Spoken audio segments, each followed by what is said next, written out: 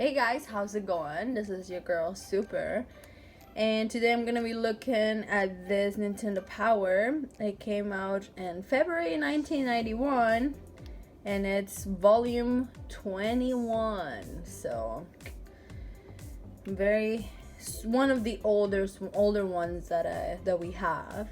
I don't even know what the parrot is about, but it doesn't matter because, as you guys know, if you're here for the art, mute up the button because I'm about to drop some fruits on you.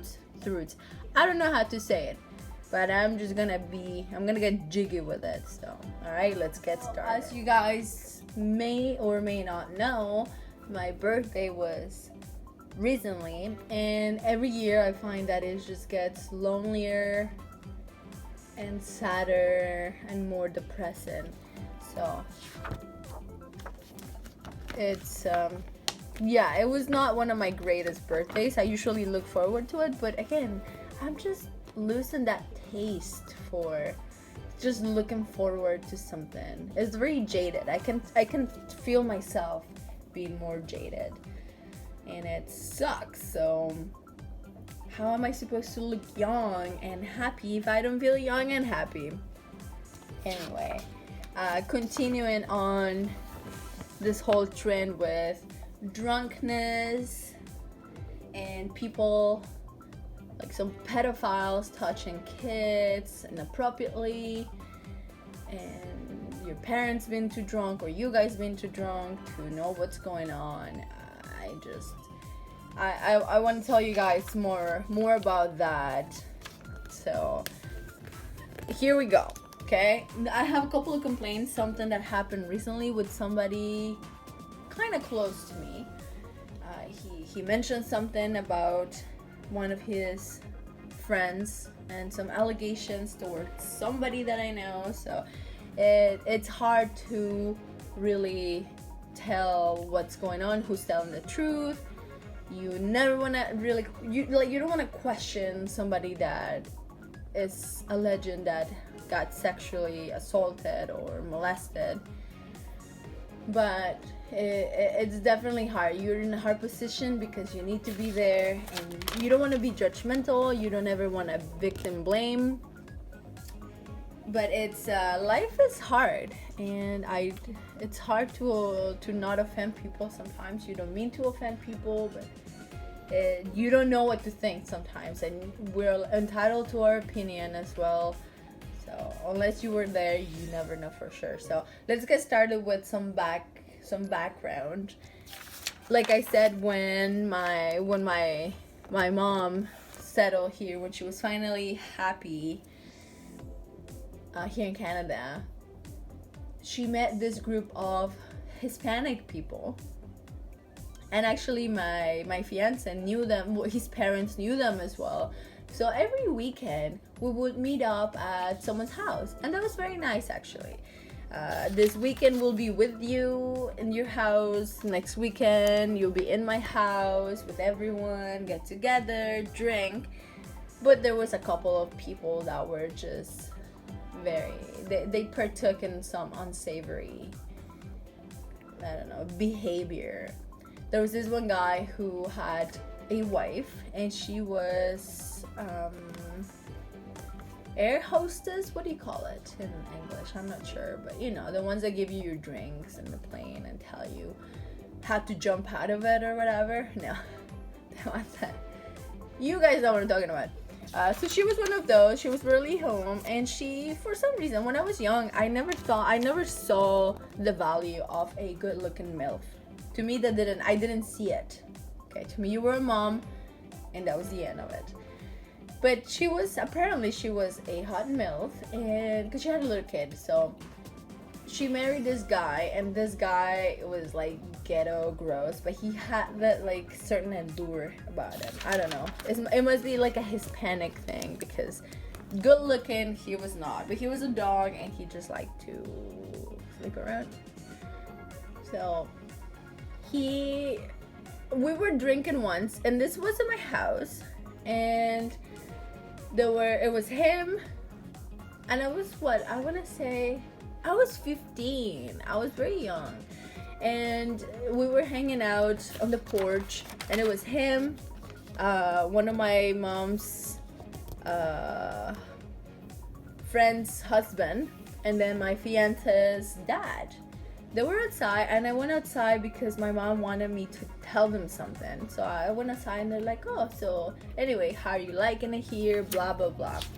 And this guy, in front of these two grown-ups, again, everyone was drunk, but in front of these two grown-ups, felt comfortable enough to tell me, hey, so you want me to show you my stereo in my car? And I remember at first I was like, what? Like, why? Is it like, do you have like speakers like in the trunk, or like, what is so special about it? And I was legit confused. I was like, what is this guy talking about? And then he like grabbed me towards him, like he hugged me towards him, and then he's like, you know, like, it's very nice. And I was like, no thanks. And then I pushed away. But again, you're in front of these adults that do nothing, and you're thinking, well, do they realize that I am 15 and this guy is like, I don't know, 25 or something like that, married, and I'm also a minor, so like, and nobody did anything. They were like, okay, whatever. You feel so unsafe. And then that other guy afterwards, when he touched me with his gross foot, I saw him at my sister's party like 5 years ago, and you could see the shame. He remembers. He knows what he was doing. Dirty, gross old man. Anyway, no surprise there. They got separated at some point. But someone else's wife, she made some advances on my father-in-law, I guess that's what he is. Yeah, father-in-law. And the whole everyone stopped hanging out afterwards, and that's when I moved out of my parents' house. My fiance's dad saw just like I was in danger, so he offered me a place in his house. My fiance's mom never liked that idea. She always felt a little threatened, you know, to have another woman in your house is never good. Like, rarely good. It usually, I guess, in telenovelas, that's soap operas, that never works out. So she was not happy, but whatever. We got through it. So he realized that like something bad could have happened. And later on, with somebody that's very close to me, she thinks that she got molested by a member of her family. And since then, I do not trust absolutely anyone. So again, this all happened because, you guessed it, the parents were too busy being drunk and not paying attention and trusting people. There is, I won't say names this next example because I know those people, but let's just say they're family friends. And there was this chick, and there was this chick, and she was not that good looking, but she liked to drink, and they liked to drink. So there was this one time we were at this people's house, and she got really drunk, so they decided to bring her downstairs. And it was like, okay, whatever, she's passed out, let's just bring her downstairs to the basement because there was a couch there and like a room. So they brought her down, and I remember the bathroom was downstairs. So I went to the bathroom, and I peeked around the corner where that room was, and these guys were laughing. And at that moment, they stood up, and they weren't doing anything. And I was like, oh, hey. And then I just proceeded to go to the bathroom, because as far as I knew, they were just putting her there. And I was like, okay, why are they laughing? But whatever. I didn't know this chick, so I didn't invest myself into making sure that she was okay. But then I went upstairs, everyone else went upstairs, and the next time we hung out at their house. And again, I was like 16, these people were like 20, and then you have the grown-ups, which are like 35 or 40. So I remember, yeah, next time, so there were adults and there were younger people as well, so it was a little bit of everything. Like, there should have been more mature people looking out for the younger ones. Anywho, the next time I asked, I didn't see her, and then the time after, so one day I said, hey, so where's this chick? What happened to her? Like, how's she doing? And they're like, ugh, like the sisters of the people that own that house, like the family that owned that house has 2 girls and a boy. Like, they were old though. They were like I said, they were like between 20 and 16, which was like my age. So the 2 girls were friends with that chick, and then I said, hey, where's your friend? And then they were really upset. They're like, oh, like, we're not talking to her anymore. I'm like, oh no, what happened? Like, how come? And they're like, oh, she's just like a slut. She's the worst, and I don't even want to talk about it. And then I said, well, why are you calling her a slut? That's kind of mean. And they're like, no. And they're like, okay, are you ready? She is a legend that like their brother, the brother, she's like, yeah, she's a legend that my brother and his friends like molested her. And I'm like, when? And then she said, well, remember that time in the party when she passed out and we were nice enough to bring her downstairs? The snake is saying that like my brother and his friends like touched her. Like, ew, who wants to touch that? I remember she had big, like, huge boobs. So I'm like, in my mind, I'm like, okay. And then it clicked on my head. Shit, they were touching her. I'm like, in my mind, of course I wouldn't say it, because I was like, well, next thing you know, they're not gonna talk to me, and they know my family, so that's gonna ruin everything, and I feel bad about it. And I don't know, I have no information of this chick, but if she wanted to do something, I would obviously back her up, because I do remember going downstairs when I went to the bathroom, and they were laughing and giggling, and when they saw me, they kind of stood up and like walked away.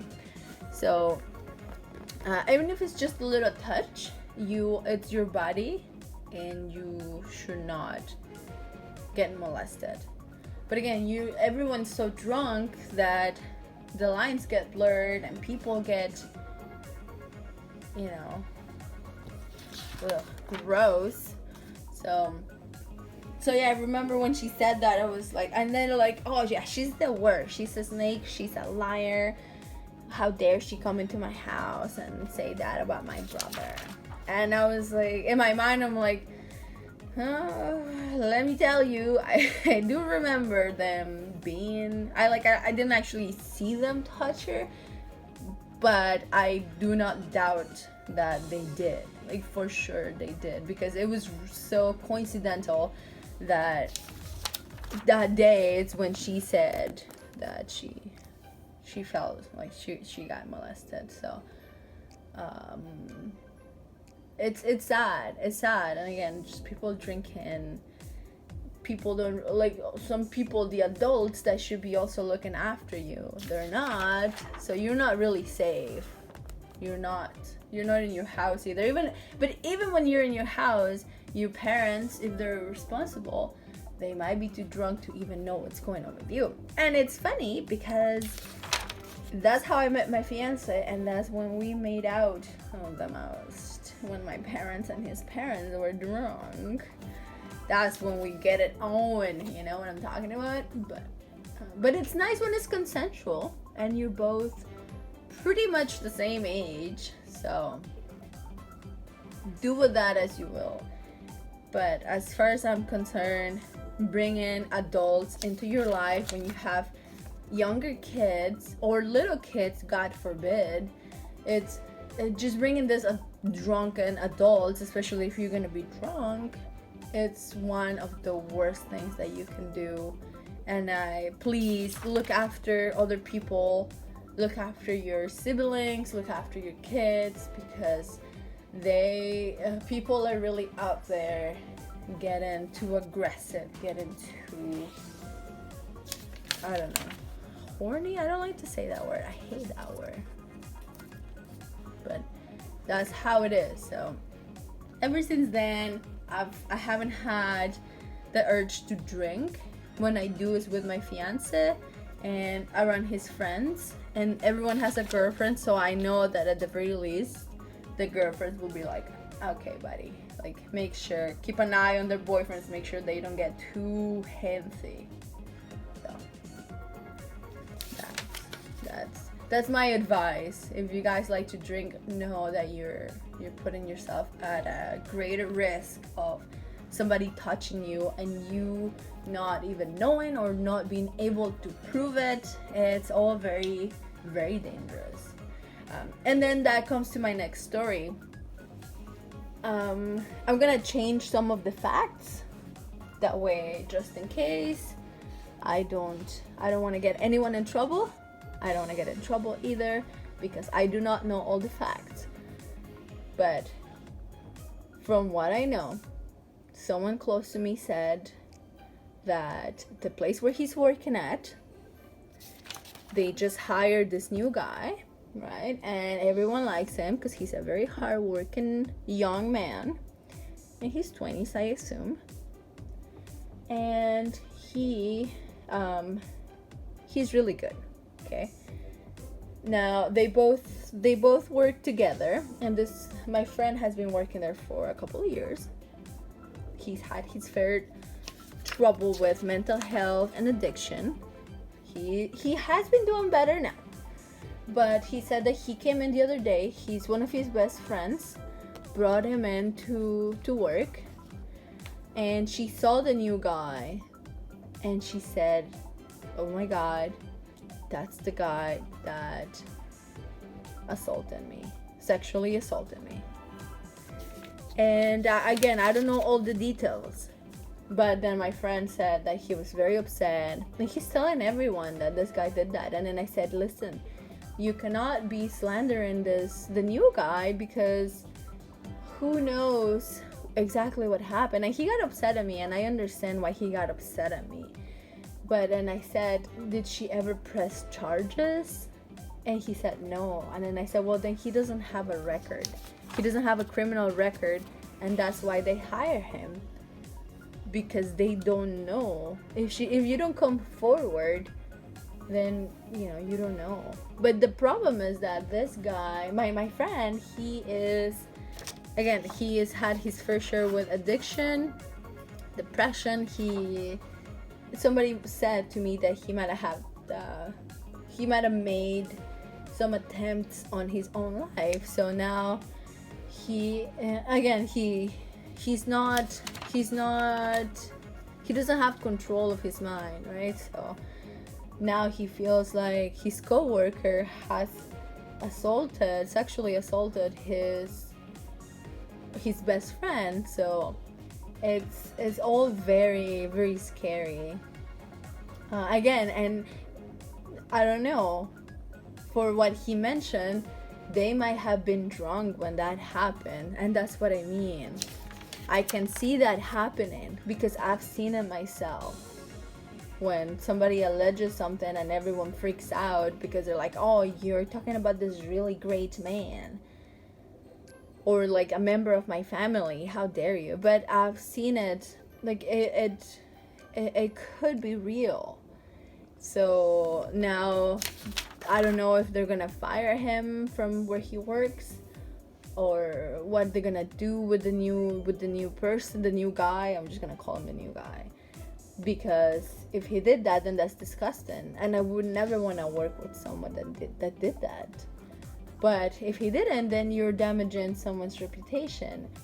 But what I'm trying to get at is, what were you doing? What were you both doing? Was it consensual at some point, and then you backed out and you're like, no, this is as far as I want to go, and then he kept on going? Or were you passed out like that person that I met years and years ago, where she just passed out. She was flirting with them when we were talking, but then she passed out.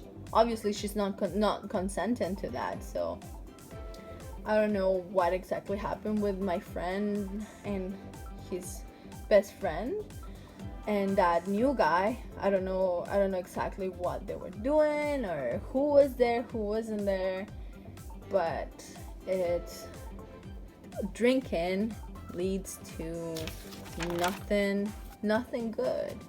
Nothing good can happen out of smoking, drugs, or drinking alcohol.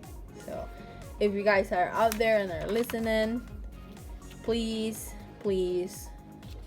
choose your friends wisely. And if you don't have any friends and you're alone at home, have a little drink, watch a movie, watch a show, and enjoy being lonely, whatever, but at least you might be safe in your own house. Again, when I was a kid, that was not my case. So that's when you decide to move out and take the reins of your life. So I hope you guys enjoy this cautionary tales, and that you're careful and you look after yourself and you look after your friends, and make sure that you don't put yourself in a position where something bad can happen to you. Alright guys, so I'm gonna cover the name and address so that person doesn't get exposed, just in case. Anyway guys, take care, stay safe, and don't be basic.